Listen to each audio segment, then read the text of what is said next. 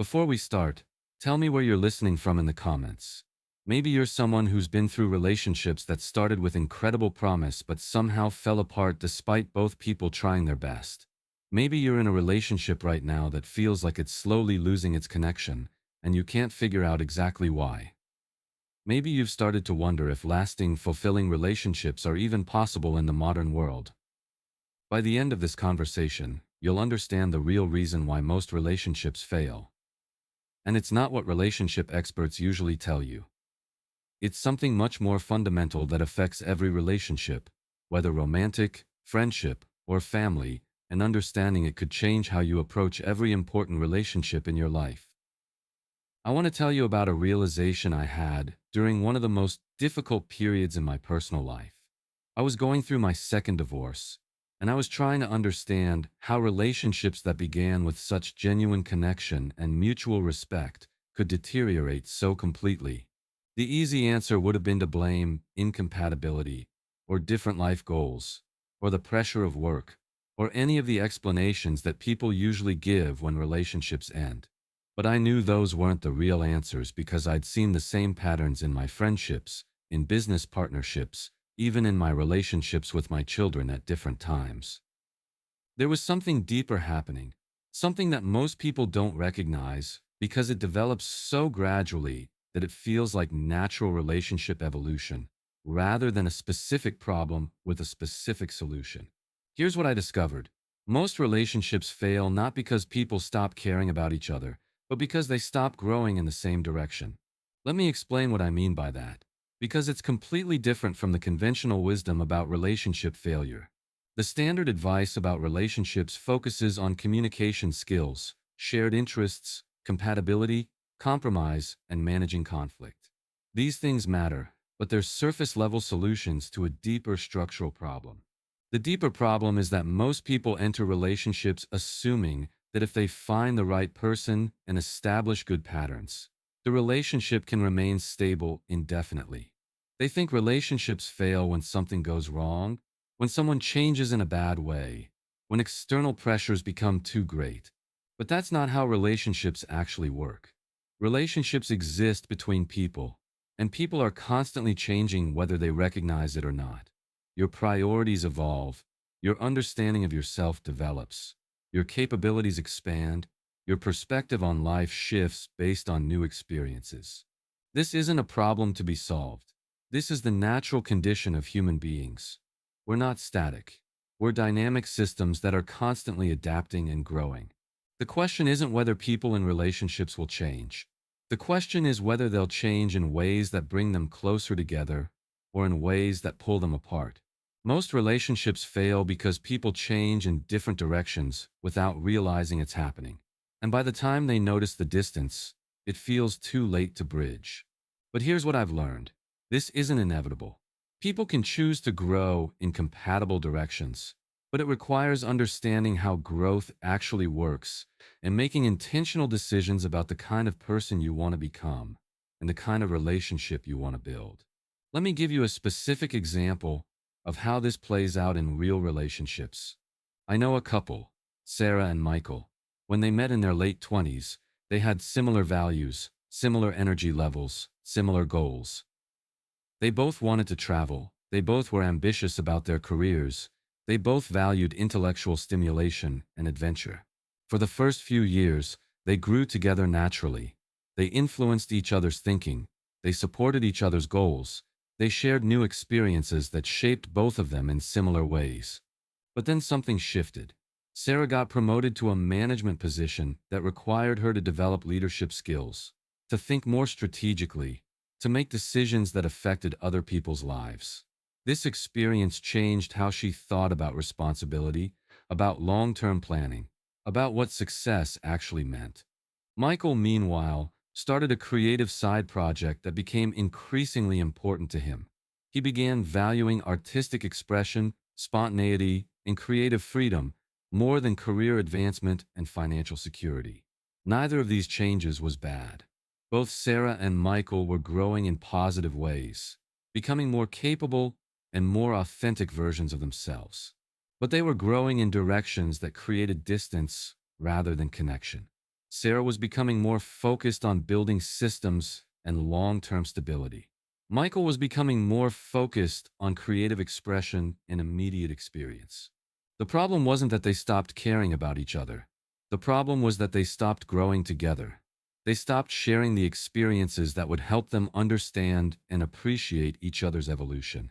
That's what I mean when I say most relationships fail because people stop growing in the same direction. Now, here's the crucial insight. This doesn't have to happen. People can choose to grow together, but it requires both people to understand that maintaining connection through change is an active process, not something that happens automatically. Growing together doesn't mean becoming identical or giving up your individual development. It means staying curious about each other's growth, sharing the experiences that are shaping you, and making conscious decisions to support each other's becoming the best versions of yourselves. But most people don't understand this because they've been taught to think about relationships as finding the right person rather than becoming the right people for each other on an ongoing basis. If you're finding value in this conversation and want to make sure you don't miss future discussions about building meaningful relationships, subscribe now so you can continue learning about what actually works in human connection. The second major reason relationships fail is that people today enter relationships with completely unrealistic expectations about what relationships are supposed to provide, and these expectations make disappointment and failure almost inevitable. People have been taught to expect that the right relationship will make them happy, will fulfill their emotional needs, will provide meaning and purpose to their lives, will solve their problems of loneliness and insecurity, and will remain consistently satisfying without requiring significant effort or sacrifice. These expectations are not just unrealistic, they're actually counterproductive because they focus attention on what you can get from a relationship rather than what you can contribute to a relationship. When people approach relationships primarily as consumers rather than contributors, they inevitably become disappointed because no other person can provide everything they think they need. And they become resentful because maintaining a good relationship requires giving up some of your individual preferences and conveniences. The most successful relationships I've observed are between people who understand that relationships are collaborative projects rather than individual experiences. They're focused on what they can build together rather than what they can extract from each other. This shift in perspective changes everything about how you approach relationship challenges. Instead of asking, "Is this relationship making me happy?" you ask, "Are we building something together that's worth the effort and sacrifice it requires?" Instead of asking, "Is this person meeting my needs?" you ask, "Are we helping each other become better people than we would be individually?" Instead of asking, "Should I stay or should I leave?" you ask, "What would it take to make this relationship work at the level we both deserve?" These are fundamentally different questions that lead to fundamentally different outcomes.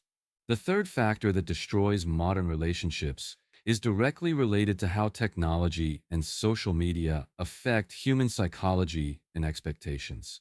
People today are constantly exposed to curated versions of other people's relationships through social media, entertainment, and advertising.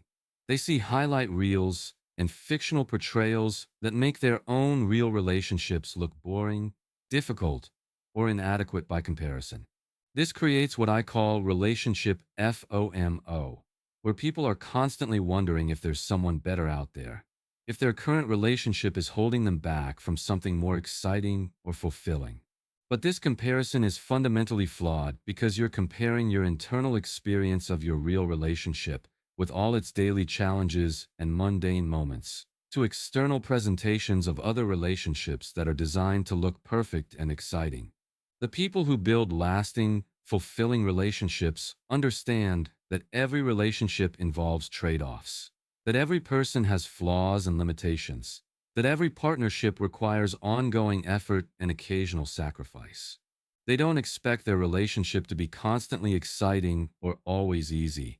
They expect it to be worthwhile, to contribute to their growth and happiness over time, and to provide a foundation for building something meaningful together. This realistic understanding allows them to work through difficulties instead of interpreting every challenge as evidence that they're with the wrong person or missing out on something better. Now, let me tell you specifically what successful relationships actually require, based on what I've learned from my own experiences and from observing relationships that thrive over decades. First, successful relationships require both people to take responsibility for their own happiness and personal development, rather than expecting the relationship to provide these things for them. This means developing your own sense of purpose, your own sources of fulfillment, your own emotional resilience. When you're a complete person who chooses to share your life with another complete person, you can build something together that enhances both of your lives. Second, successful relationships require both people to stay genuinely curious about each other's inner lives, ongoing development, and changing perspectives. Most relationships fail not because people become incompatible, but because they stop paying attention to each other's evolution. They assume they know everything they need to know about their partner, and they stop asking questions, stop exploring, stop discovering new aspects of someone they think they already understand completely. But people are complex and constantly changing. Staying connected requires ongoing curiosity and genuine interest in who your partner is becoming, not just who they were when you met them. Third, successful relationships require both people to choose each other repeatedly, not just once. The idea that you find the right person and then the relationship maintains itself is a fantasy. Real relationships require daily decisions to prioritize the relationship, to treat each other with respect and kindness even when you don't feel like it, to work through problems instead of avoiding them. This isn't about sacrifice or settling. It's about understanding that anything worthwhile requires ongoing effort, and that relationships are no exception. Fourth, successful relationships require both people to maintain their individual growth and development, while also prioritizing the relationship. This balance is difficult but essential. If you sacrifice your individual development for the relationship, you become resentful and less interesting to your partner over time. If you prioritize your individual development over the relationship weakens and eventually fails. The goal is to grow as an individual in ways that also contribute to the relationship, and to strengthen the relationship in ways that also support your individual growth. Fifth, successful relationships require both people to develop realistic expectations about what relationships can and cannot provide. A good relationship can enhance your happiness, provide emotional support, offer companionship and partnership, and contribute to your sense of meaning and purpose. But it cannot be your only source of happiness, solve all your emotional problems, eliminate life's difficulties, or provide constant excitement and satisfaction. When you have realistic expectations, you can appreciate what good relationships actually offer instead of being disappointed that they don't provide impossible things. Let me tell you about a couple I know who exemplifies these principles. They've been together for 15 years, and their relationship has actually gotten stronger over time, rather than weaker. What makes them different isn't that they don't have problems or that they're perfectly compatible. What makes them different is how they handle the inevitable challenges and changes that every long-term relationship faces. They have a standing weekly conversation where they talk about how they're feeling about the relationship, what's working well, what could be improved, and what they need from each other in the coming week. They each pursue individual interests and goals, but they regularly share what they're learning and how they're changing with each other. They stay curious about each other's development instead of assuming they already know everything about each other. When they face decisions about career changes, where to live, how to spend money, or how to handle family issues, they approach these decisions as a team working towards shared goals rather than as individuals negotiating competing interests. They don't expect their relationship to be constantly exciting or always easy, but they do expect it to be consistently supportive of both of their growth and happiness over time. That's what successful relationships actually look like.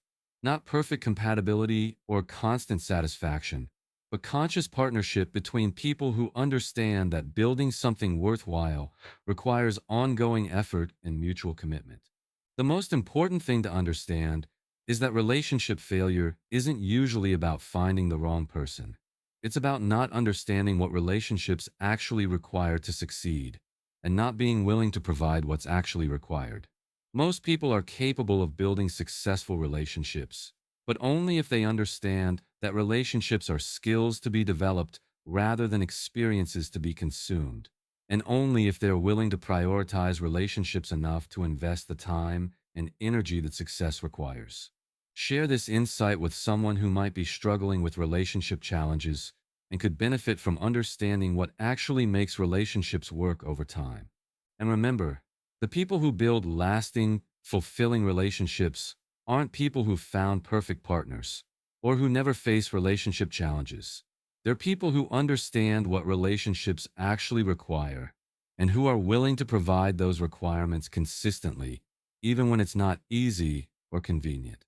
What will you do differently in your relationships now that you understand the real reasons why most relationships fail and what's actually required for relationships to succeed?